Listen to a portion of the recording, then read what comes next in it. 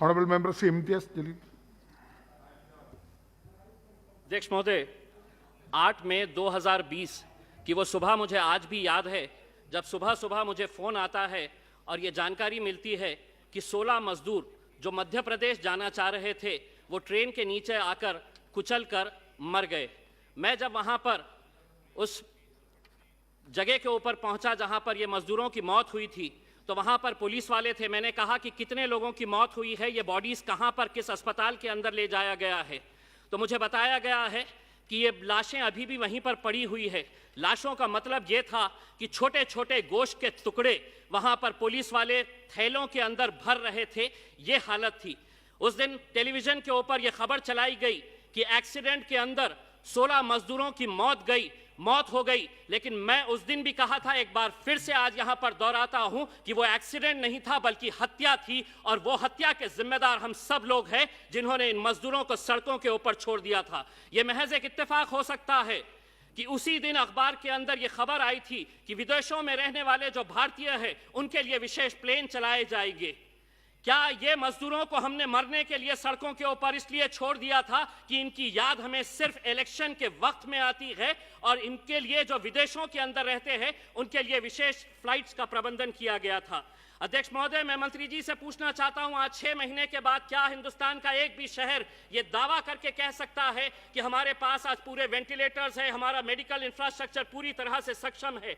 आज भी मंत्री जी, जिस शहर के अंदर वेंटिलेटर्स है, जिस हॉस्पिटल के अंदर वेंटिलेटर्स है, वहां पर डॉक्टर्स नहीं। जहां डॉक्टर्स है तो वहां ऑक्सीजन नहीं, और जहां पर वेंटिलेटर्स भी है, ऑक्सीजन भी है, डॉक्टर्स भी है, तो वहां पर बेड्स अवेलेबल नहीं है। जब हमने आपसे वेंटिलेटर्स के बारे में पूछा तो आपने कहा कि नहीं, थाली बजा लो। जब हमने आपसे पूछा कि डॉक्टर्स नहीं है, ऑक्सीजन नहीं है, तो आपने कहा कि दिया जला लो, अंधेरा कर लो। आज जब जीडीपी इतना गिर गया है तो हम सरकार की तरफ से एक फरमान सुनना चाह रहे हैं कि कब आएंगे वजीर आजम और ये ऐलान करेंगे कि अब सड़कों पर निकलो, ढोल बजाओ और ये ऐलान करो कि उठ जीडीपी। जिस तरह हमने ये कहा था कि गो कोरोना के नाम के ऊपर हमने अपना मजाक पूरे मुल्क में नहीं बल्कि पूरी दुनिया के सामने ये किया था। आज चाइना के अंदर इस बीमारी का जन्म हुआ, इटली, ब्राजील, स्पेन के अंदर ये पली बड़ी, जैसे ही भारत के अंदर आई तो ये हिंदू और मुसलमान का शक्ल इख्तियार कर ली।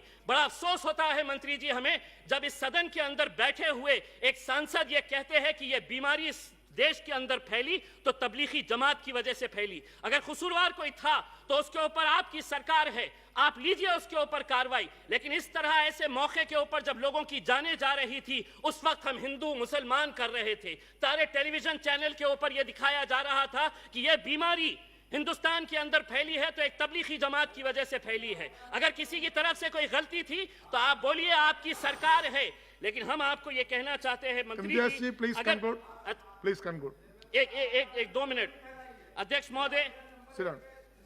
महोदय, आज हमें मालूम है कि संकट गहरा हुआ है।